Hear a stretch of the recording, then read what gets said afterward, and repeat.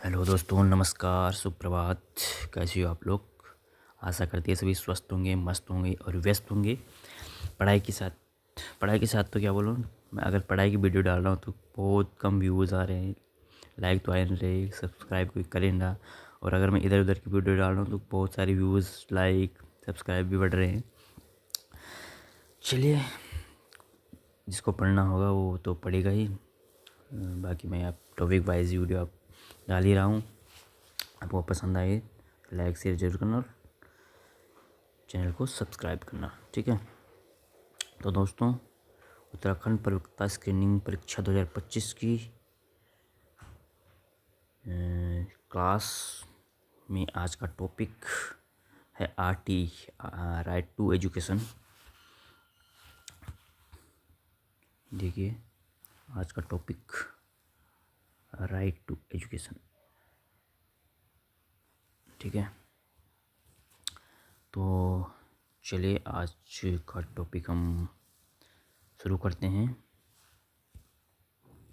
सबसे पहले क्या है, शिक्षा के अधिकार को विस्तृत करने की आवश्यकता, ठीक है। Annual status of education report ग्रामीण 2017 के निष्कर्ष दर्शाते हैं कि निःशुल्क और अनिवार्य शिक्षा का अधिकार अधिनियम RTE एक्ट को 6 से 14 वर्ष के आयु वर्ग तक सीमित न रखते हुए इसे 18 वर्ष तक के सभी बच्चों का विस्तृत करने की आवश्यकता है। कब? 2017 का निष्कर्ष बोलता है, ठीक है। सबसे पहले हम RT क्या है इसको समझते हैं। क्या है RTE, ठीक है। 2 दिसंबर 2002 को संविधान में 86वां संशोधन किया गया और इसके अनुच्छेद 21A के तहत शिक्षा को मौलिक अधिकार बना दिया गया है, ठीक है। इस मूल अधिकार के क्रियान्वयन हेतु वर्ष 2009 में भारत सरकार ने शिक्षा के क्षेत्र में एक युगांतकारी कदम उठाते हुए निःशुल्क एवं अनिवार्य शिक्षा का अधिकार अधिनियम, ठीक है, the right of children to free and compulsory education RT act पारित किया। इसका उद्देश्य प्राथमिक शिक्षा के क्षेत्र में सार्वभौमिक समावेशन को बढ़ावा देना तथा माध्यमिक एवं उच्च शिक्षा के क्षेत्र में अध्ययन के नए अवसर सृजित करना है। इसके तहत 6 से 14 वर्ष की आयु के प्रत्येक बच्चे के लिए शिक्षा को मौलिक अधिकार के रूप में अंगीकृत किया गया, ठीक है। तो अब है annual status of education report ग्रामीण 2017, जो ठीक है, 2017 की रिपोर्ट क्या बोलते हैं। Annual status of education report ASER 2017 के अनुसार ग्रामीण प्राथमिक शिक्षा की स्थिति उत्साहजनक नहीं है, ठीक है। Annual status of education report के अनुसार 14 से 18 वर्ष आयु वर्ग के लगभग 14% ग्रामीण युवाओं का कहीं भी नामांकन नहीं हुआ है। 14 से 18 वर्ष आयु वर्ग के लगभग 25% युवा अपनी भाषा में स्पष्ट रूप से बुनियादी पाठ तक पढ़ने में सक्षम नहीं पाए गए हैं, ठीक है। सर्वेक्षण में भाग लेने वालों में से केवल 5% ने किसी तरह का व्यावसायिक पाठ्यक्रम किया है और इनमें से भी बहुत कम लोगों ने 3 महीने या इससे अधिक के लिए नामांकन कराया है। अगले, उच्च विद्यालय शिक्षा तक पहुंचने वालों में लर्निंग आउटकम, सीखने के परिणाम काफ़ी कम गया है। केवल 43% युवा, ठीक है, 43% युवा ही एक अंक से 3 अंकों की संख्या का विभाजन करके जैसी अंकगणितीय समस्या को हल कर पाए। और अब स्कूल नहीं जाने वालों में तो यह प्रतिशत और भी कम पाया गया है, ठीक है। 2017 की रिपोर्ट क्या कह रही है, देखो। अगला है स्कूली शिक्षा के स्तर तक नामांकित नहीं होने वाले युवाओं की संख्या में भी राज्यों के बीच काफ़ी विभिन्नताएं देखने को मिली। जैसे छत्तीसगढ़ के किसी जिले में 17 से 18 वर्ष की आयु वर्ग में नामांकित नहीं होने वाले लड़के और लड़कियों दोनों का प्रतिशत 29.4% पाया गया, जबकि केरल किसी जिले के लिए यह आंकड़ा क्रमशः 4.5 और 3.9% है, ठीक है। Annual status of education report बड़े पैमाने पर व्याप्त डिजिटल डिवाइड को भी इंगित करता है, जिसके अनुसार इंटरनेट और कंप्यूटर का इस्तेमाल कभी नहीं करने वालों की संख्या क्रमशः 61% और 56% पाई गई। कंप्यूटर और इंटरनेट तक पहुंच के मामले में लड़कों की तुलना में लड़कियों की स्थिति निम्न स्तर पर है, ठीक है। अब है RT के विस्तार के लाभ। RT के विस्तार के लाभ क्या है। 14 से 18 वर्ष आयु वर्ग के लोगों के इससे समावेशन से उन्हें श्रम बल में शामिल होने के लिए आवश्यक परिष्कृत शिक्षा प्राप्त करने में सहायता मिलेगी। यह उन बच्चों के सशक्तिकरण में सहायक होगी जिनका अब तक कहीं भी नामांकन नहीं हुआ है। जनसांख्यिकी लाभांश की सार्थकता के लिए इन सभी युवाओं को कौशल और रोजगार आधारित शिक्षा उपलब्ध कराना आवश्यक है। सभी बच्चों को एक स्कूल, कॉलेज या प्रशिक्षण संस्थान के अंतर्गत लाकर इनकी कंप्यूटर और इंटरनेट तक पहुंच को प्राप्त किया जा सकता है। नामांकन में प्रगति के साथ ही लर्निंग आउटकम पर ध्यान देने की आवश्यकता है, क्योंकि उच्च नामांकन का मतलब सदैव उच्च उपस्थिति नहीं होता। यही कारण है कि माध्यमिक स्तर के छात्रों की एक बड़ी संख्या को जूनियर कक्षाओं के लिए निर्धारित पाठ को पढ़ने में मुश्किल हुई और वे मानचित्र पर अपने स्वयं के राज्य की पहचान तक नहीं कर पाए। देखिए, शिक्षा का अधिकार चर्चा में क्यों। दिल्ली उच्च न्यायालय ने एक याचिका के संदर्भ में केंद्र सरकार से शिक्षा के अधिकार अधिनियम के तहत आर्थिक रूप से कमजोर वर्ग ईडब्ल्यूएस की कक्षा 8 से 12 तक के बच्चों के लिए मुफ्त शिक्षा से संबंधित निर्णय नहीं लेने के संबंध में जवाब मांगा है। प्रमुख बिंदु है शिक्षा के अधिकार का संवैधानिक प्रावधान। ठीक है ना। मूल भारतीय संविधान के भाग 4 डीपीएसपी के अनुच्छेद 45 और अनुच्छेद 39F में राज्य द्वारा वित्त पोषित समान और सुलभ शिक्षा का प्रावधान किया गया। शिक्षा के अधिकार पर पहला अधिकार दस्तावेज वर्ष 1990 में राममूर्ति समिति की रिपोर्ट थी। वर्ष 1993 में उन्नी कृष्णन जेपी बनाम आंध्र प्रदेश राज्य और अन्य मामले में सर्वोच्च न्यायालय ने अपने ऐतिहासिक निर्णय में कहा कि शिक्षा का अधिकार अनुच्छेद 21 के अंतर्गत एक मौलिक अधिकार है। तपस मजूमदार समिति 1999 ने अनुच्छेद 21A को शामिल करने की अनुशंसा की थी। वर्ष 2002 में 86वें संवैधानिक संशोधन से शिक्षा के अधिकार को संविधान के भाग 3 में एक मौलिक अधिकार के तहत शामिल किया गया।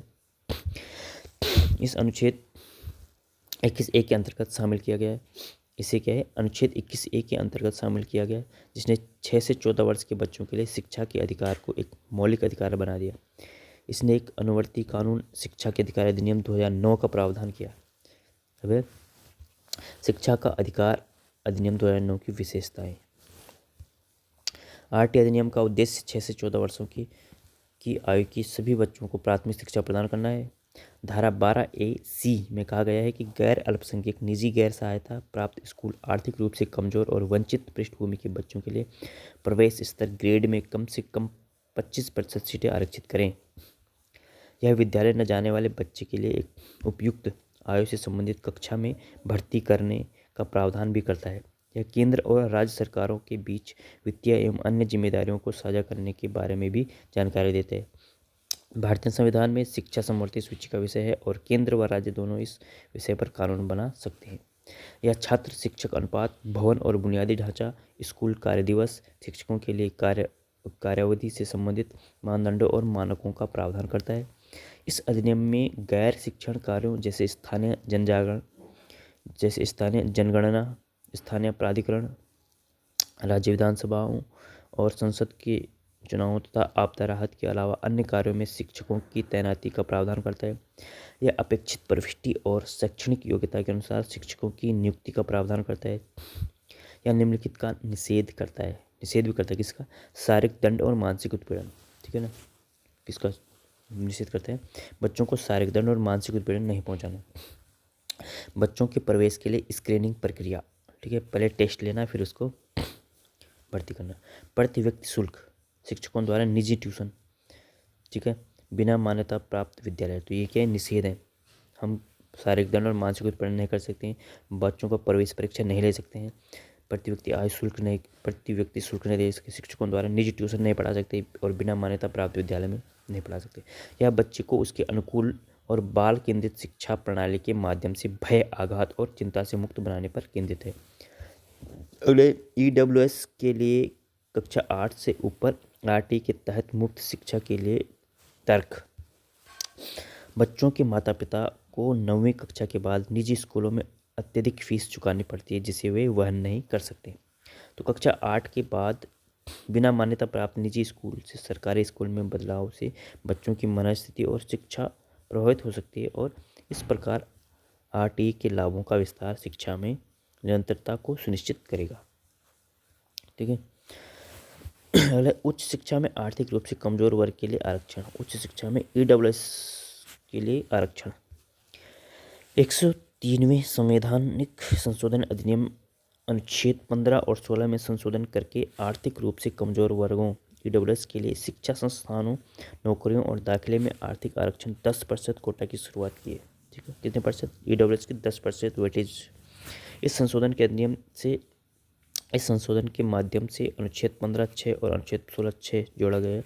यह अनुसूचित जाति, अनुसूचित जनजाति, सामाजिक और शैक्षणिक रूप से पिछड़े वर्गों के लिए बनाई गई 50% आरक्षण की नीति में कवर नहीं हुए गरीबों के कल्याण को बढ़ावा देने के लिए लागू की गई थी।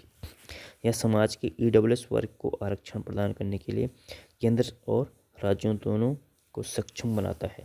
ठीक है, आर्थिक रूप से जो कमजोर व्यक्ति ईडब्ल्यूएस उनके लिए। और अंत में निष्कर्ष क्या निकलता है? अक्सर होने वाले अध्ययनों के निरीक्षण बच्चों के नामांकन में हुई प्रगति का साक्ष्य देते हैं, लेकिन ये सीखने के परिणामों को प्राप्त करने में असफलताओं को भी इंगित करती है। अच्छी शिक्षा पर किया गया खर्च उत्पादकता पर बहुआयामी प्रभाव डालता है। इसके लिए यह आवश्यक है कि आरटी कानून में शिक्षा के सभी स्तरों को शामिल करते हुए उनका विस्तार किया जाए, ताकि इस कानून के उद्देश्यों को पाया जा सके। ठीक है दोस्तों, तो आज के लिए आरटी एक्ट था टॉपिक। आप लोगों की समझ में आ गया होगा। जहाँ पे आपको समझ में नहीं आता है टॉपिक, कहीं कोई डाउट रहता है, तो आप कमेंट्स कर लिया करो। मैं कोशिश करूँगा उस डाउट को क्लियर करने। ठीक है, तो दोस्तों आज के लिए इतना ही। बाकी आप तैयारी पे लगे रहें, निरंतर तैयारी पे लगे रहें। इस बार स्क्रीनिंग होगी, इस बात को ध्यान में रखना। तो आज के लिए इतना ही, धन्यवाद।